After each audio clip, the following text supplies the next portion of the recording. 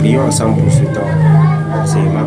Seigneur notre Père, nous te disons merci pour ta bonté et ta grâce. Merci pour ce temps que tu nous accordes de pouvoir recevoir de toi. Et nous le recevons entièrement de toi, Jésus-Christ. Sois-en béni, sois-en loué, sois-en glorifié, sois-en élevé en Jésus-Christ. Au nom de Jésus, nous prions.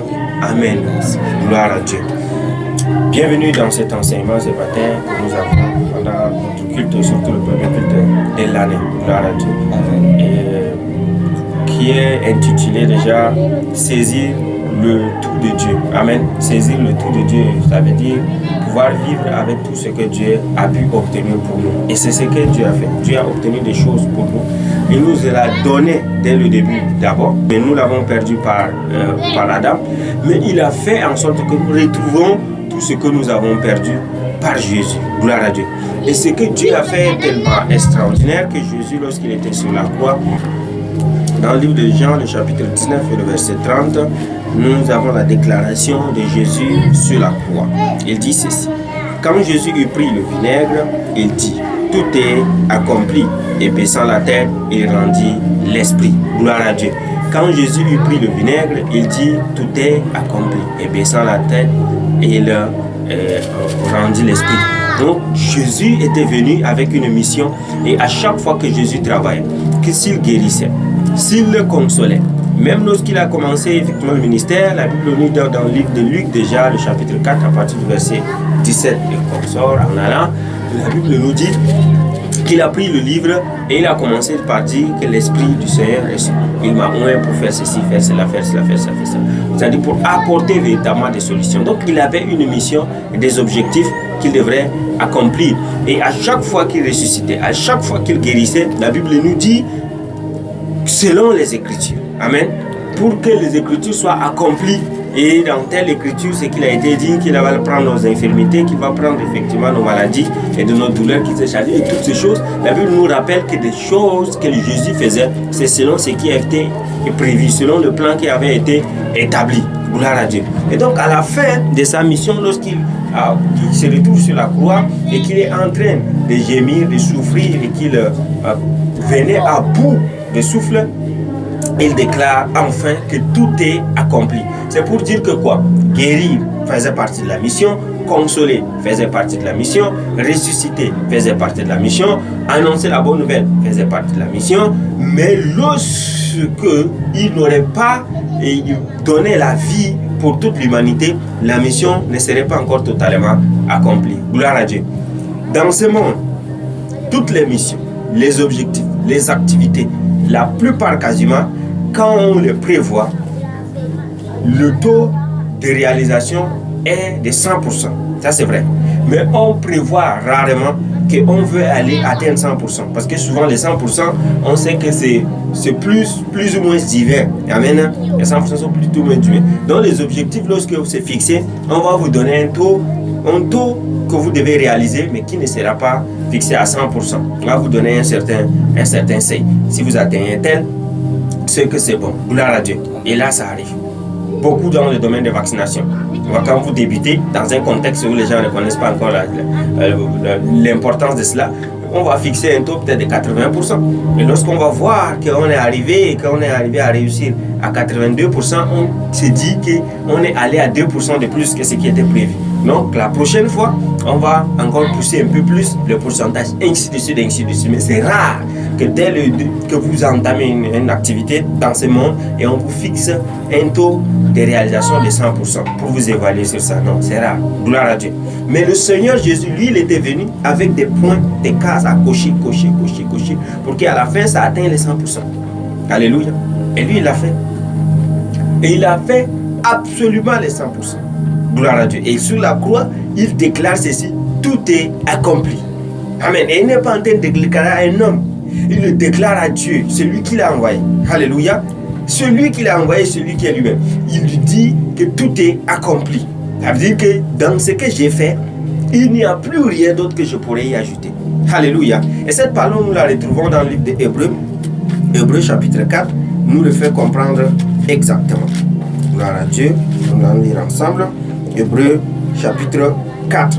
La Bible nous le dit dans le livre de Hébreux chapitre 4, les versets pouvons commencer à partir du verset 9. Hébreux chapitre 4, à partir du verset 9. Il est écrit ceci. Il y a donc un repos de sabbat réservé au peuple de Dieu. Car celui qui entre dans le repos de Dieu se repose de ses œuvres comme Dieu s'est reposé des siennes. Gloire à Dieu. Donc ça veut dire que Dieu s'est reposé parce qu'il n'y avait plus rien qu'il pouvait ajouter encore à ce qu'il était en train de faire. Gloire à Dieu. Ce qu'il a prévu faire pour le monde, pour les hommes, pour toute l'humanité, dès lors qu'il les a fait point par point, arriver à la fin de sa réalisation, la Bible nous dit qu'il s'est reposé de ses œuvres. Alléluia. Et aujourd'hui, il nous invite à rentrer dans son repos pour se reposer comme lui aussi l'a fait. Gloire à Dieu. Donc, ces deux choses nous montrent que Dieu, de son côté, a fait les choses à un niveau exceptionnel et élevé. De telle enseigne que quelqu'un ne peut pas se lever dans ce monde, pouvoir faire quelque chose, vouloir quelque chose et dire qu'il y a un manquement. Parce que c'est telle chose que Dieu n'avait pas prévu pour moi. Dieu n'avait pas prévu pour le monde. Et donc, du coup, je suis coincé. Jamais. Jamais. Parce qu'aujourd'hui, nous nous trouvons avec des technologies que nous sommes en train d'utiliser. Et ces technologies, demain, on va découvrir encore un autre volet. Et toutes ces découvertes qui sont en train d'être faites ne sont pas des créations. Ce ne sont que des découvertes. Alléluia. Mais Dieu a prévu tout un dispositif qui permet que ces dispositifs, lorsque vous allez découvrir vos technologies, découvrir les avancées, vous puissiez maintenant parvenir à les réaliser plus facilement. Gloire à Dieu.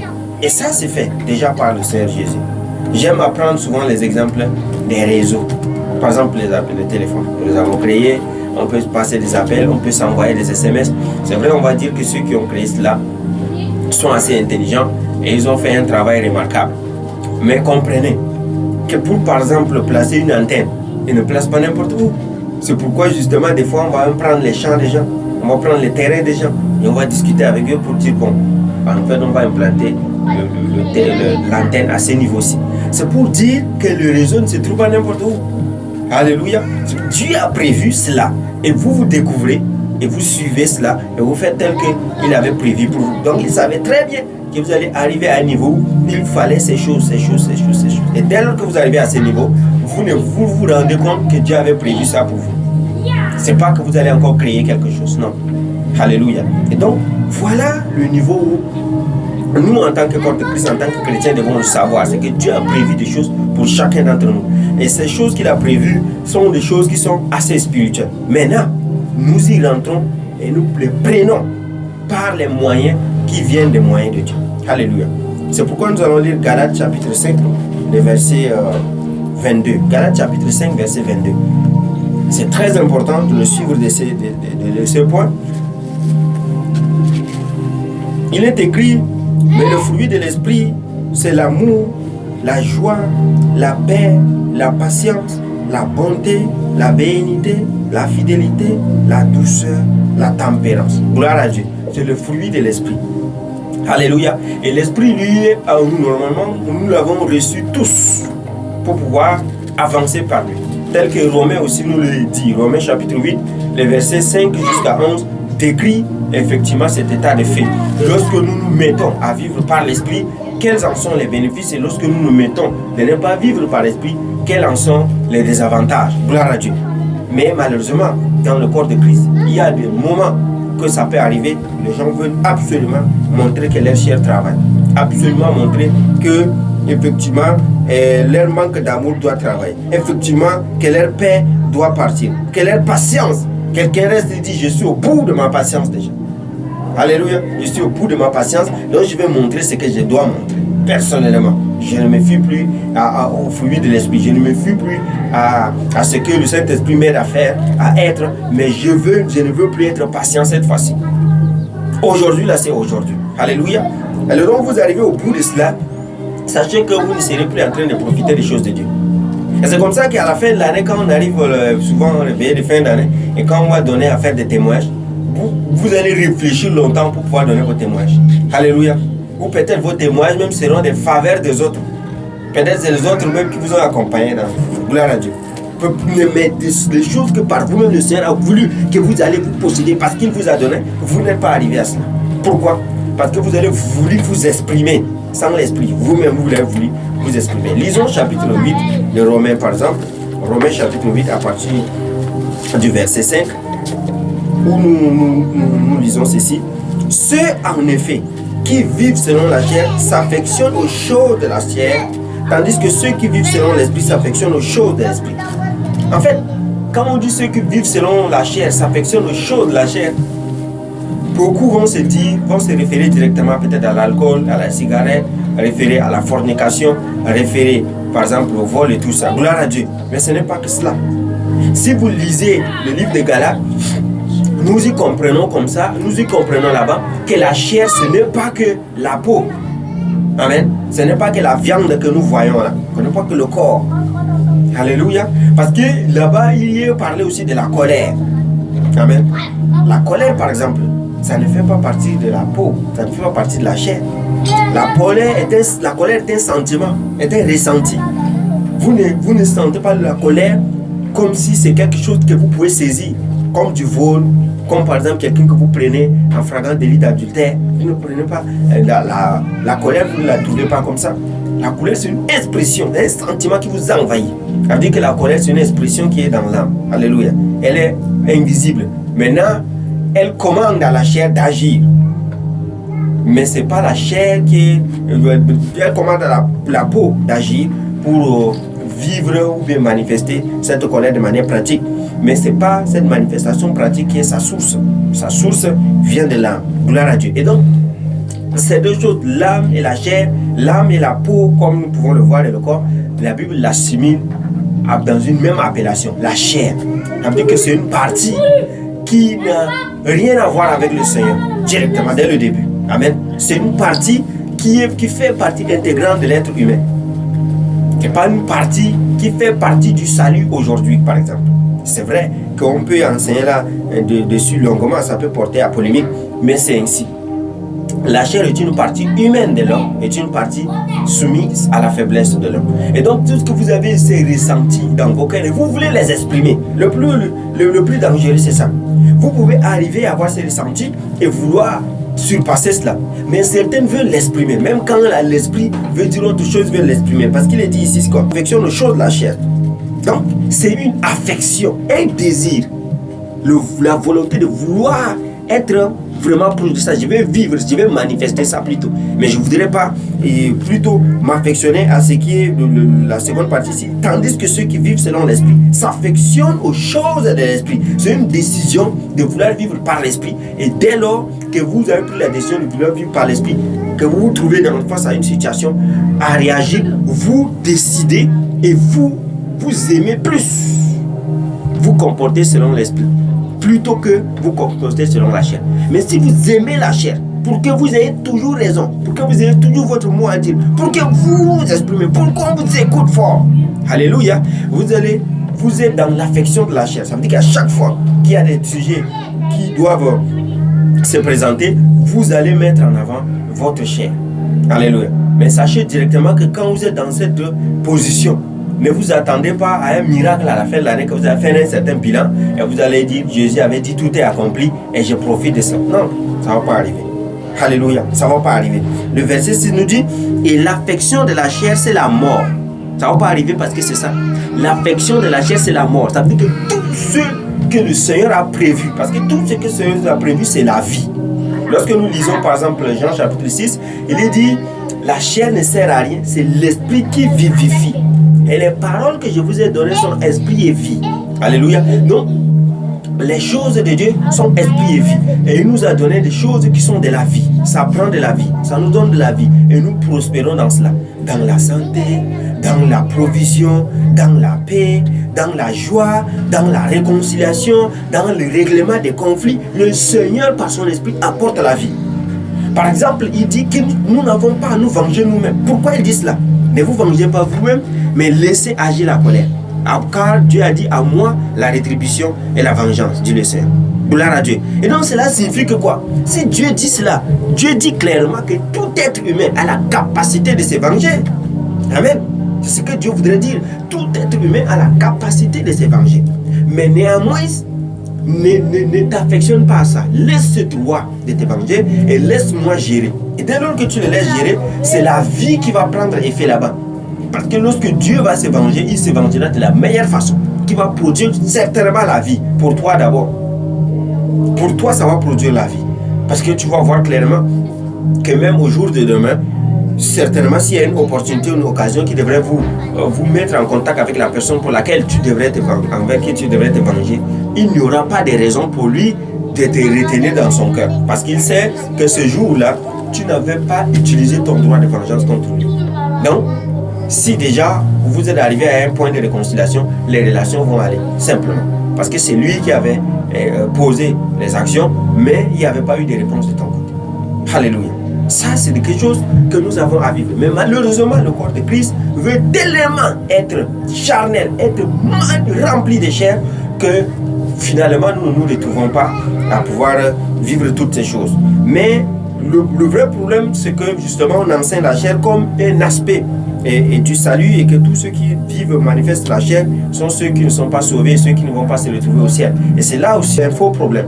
Le ciel n'a rien à voir avec quelqu'un qui est colérique, n'a rien à voir avec quelqu'un qui, par exemple, manifeste la vengeance et tout ça. C'est pas ça qui sont les signes du salut. Le salut est exclusivement quelque chose de divin. C'est le Seigneur Jésus qui a accompli le salut pour les gens, et pour tous ceux qui croient, ils sont sauvés. Mais néanmoins, il est toujours écrit pour ceux qui sont sauvés de pouvoir s'affectionner à l'esprit.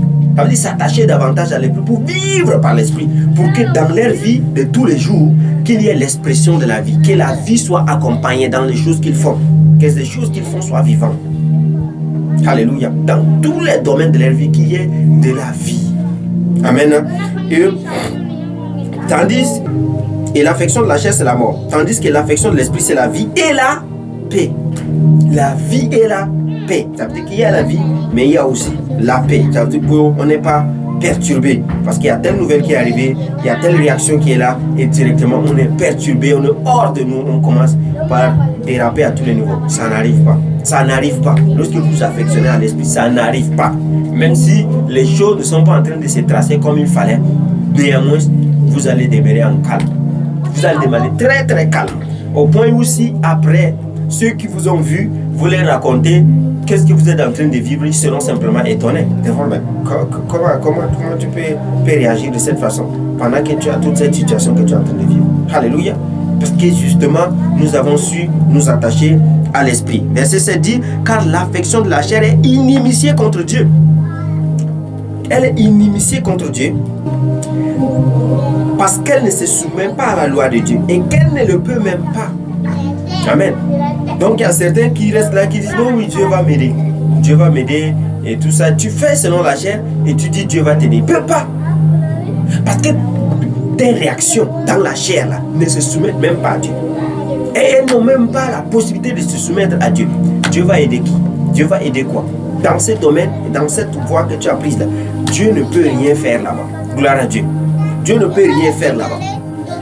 Dieu ne peut rien faire là-bas. Même quand il t'aime, il ne peut rien faire là-bas. Et il ne peut pas t'aider parce qu'il t'a déjà aidé.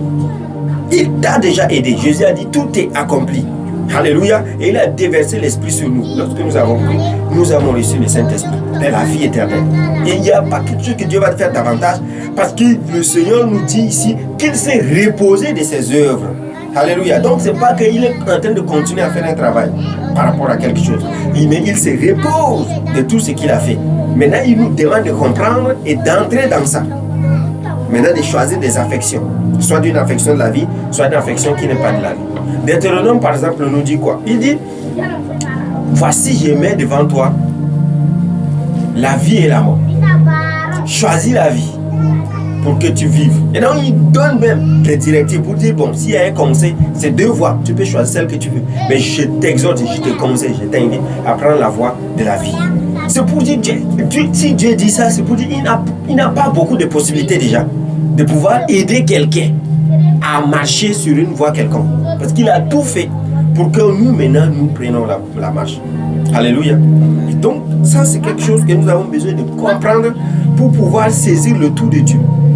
Profiter de tout ce que Dieu a pu se disposer en notre faveur. Verset 8 nous dit, or ceux qui vivent selon la chair ne sauraient plaire à Dieu. Pour vous, vous ne vivez pas selon la chair, mais selon l'esprit. Si du moins l'esprit de Dieu habite en vous. Si quelqu'un n'a pas l'esprit de Christ, il ne lui appartient pas. Et si Christ est en vous, le corps, il est vrai, est mort à cause du péché, mais l'esprit est vie à cause de la justice. Et si l'esprit de celui qui a ressuscité Jésus d'entre les morts habite en vous, celui qui a resté Christ d'entre les morts rendra aussi la vie à vos corps mortels par son esprit qui habite en vous. Gloire à Dieu. Aussi simplement que ça. À chaque fois que tout ce qui est de l'esprit en vous, la ligne de la vie s'active. Mais à chaque fois que c'est tout ce qui est de la chair qui est en vous, la ligne de la mort s'active. C'est automatique. C'est pas comme pour dire, bon, je vais attendre l'année prochaine et je vais voir cela s'accomplir dans moi. Non, non, non. Tu vas voir que ça t'accompagne automatiquement. Et dès lors que tu changes de voie, tu rentres dans l'affection de la chair, dans le comportement de l'esprit, dans les choses de l'esprit, la vie va reprendre. C'est comme un jardin. Un jardin qu'on n'a pas arrosé pendant des temps. Amen. Qui est en train déjà de sécher. Mais que mettons les racines sont encore vivantes. Dès lors que vous continuez par la laisser dans cette situation, vous allez voir que davantage, les feuilles vont simplement tomber davantage. Mais dès lors que vous allez commencer par arroser, ne serait-ce qu'un petit peu, vous allez voir que là, tout le jardin va commencer par reprendre vie au fur et à mesure. Alléluia. Va reprendre vie au fur et à mesure. Parce que vous avez choisi une autre direction. Une direction de l'accompagner, de l'assister, de la mettre sous assistance de l'eau. Exactement, nous avons besoin de l'assistance de l'esprit pour vivre une vie qui vient de l'esprit. Mais lorsque nous rentrons par la chair, ce n'est que la mort qui peut nous accompagner. Alléluia. Mais aussi, cela est clair parce que Jacques nous soutient. Jacques chapitre 4 verset 5. Jacques chapitre 4 verset 5 va plus loin pour nous montrer que lorsque nous sommes dans cette dimension, il n'y a pas assez d'espoir. Si nous sommes dans l'expression de la chair, il n'y a pas de l'espoir à avoir. Et si nous sommes dans la dimension de l'esprit, nous avons tout espoir. Jacques chapitre 4, le verset 5 dit ceci. Croyez-vous que l'Écriture parle en vain? C'est avec jalousie que Dieu chérit l'esprit qu'il a fait habiter en nous. Il accorde au contraire une grâce plus excellente. C'est pourquoi l'Écriture dit Dieu résiste aux orgueilleux, mais il fait grâce aux humbles. Alléluia. En réalité, l'expression de la chair, c'est une expression de l'orgueil. Amen. Nous avons lu là-bas dans Romains, il dit que la chair ne peut pas se soumettre à Dieu, n'est-ce pas? Il ne se soumet pas à la loi de Dieu et il ne peut même pas. Amen. Et dès lors qu'on est dans une dimension où on n'arrive pas à se soumettre, on est un orgueil. C'est seul un orgueil qui ne se soumet pas. Amen. Si par exemple, vous vous retrouvez être chef de classe. Amen. C'est un exemple. Vous êtes chef de classe et vous avez votre adjoint. Adjoint chef de classe. Et lui maintenant il commence par vous donner des ordres dans la classe. Il dit c'est lui maintenant qui vous donne des ordres et vous allez appliquer. Vous pouvez accepter ça? Est-ce que vous pouvez suivre ça? C'est impossible. Parce que c'est vous qui êtes chef de classe, lui est votre adjoint. Et généralement un adjoint assiste le titulaire. Un adjoint a son rôle lorsque le titulaire est absent. Ou bien a son rôle lorsque le titulaire décide de dire bon tel domaine là c'est toi qui vas faire. Les retards, tu regardes les retards. Ou bien l'hygiène de la classe, tu regardes. Et moi je regarde peut-être les retards, les absences, je coordonne cela. Maintenant s'il y a quelque chose, une relation à avoir directement avec l'administration, c'est le titulaire. L'adjoint, il y a certains adjoints que si le titulaire travaille vraiment, l'adjoint on ne le connaît même pas. À la fin on ne le connaît même pas. Alléluia. Mais imaginez votre adjoint qui dit, c'est lui maintenant qui reprend les choses. Donc vous comprenez directement que cet adjoint ne se soumet pas. Amen. Et vous aussi, vous allez voir que pour vous, vous ne pourrez pas vous soumettre à cet adjoint. C'est ça, non? Pourquoi? Parce que vous vous sentez plus élevé, non? C'est la même chose. Lorsque la chair ne se soumet pas, Dieu voit que la chair se voit plus élevée que. Amen. Et donc la chair n'est pas dans l'humilité, elle est dans l'orgueil. Et tout ce que vous faites selon la chair, dans votre colère, dans votre quoi, Dieu ne peut pas vous bénir, ne peut pas vous aider. Parce que Dieu voit votre orgueil. Dieu voit que vous vous mettez en avant. Vous voulez vous montrer vous-même pour montrer que vous avez fait la chose. Et du coup, Dieu ne peut pas vous accompagner là-dedans. Alléluia. C'est que Jacques nous explique clairement.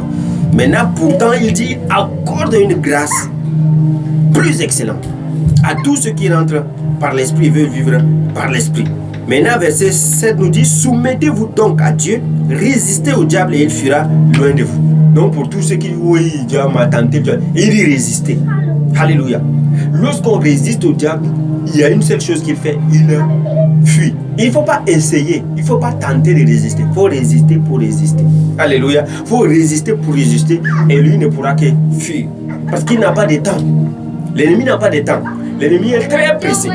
Dès lors qu'il vous essaie ici, vous essayez là, il voit que vous perdez son temps un peu, il fuit. Parce qu'il n'a pas de temps. Il veut perdre le plus grand nombre possible. Il ne peut pas perdre son temps avec vous à chaque fois. Dès lors qu'il vous tente un peu, et vous résistez, il dégage. C'est biblique. Et donc quand vous êtes emporté jusqu'à vous n'arrivez plus à vous en sortir, bibliquement parlant, c'est que vous n'avez tenté aucune chose.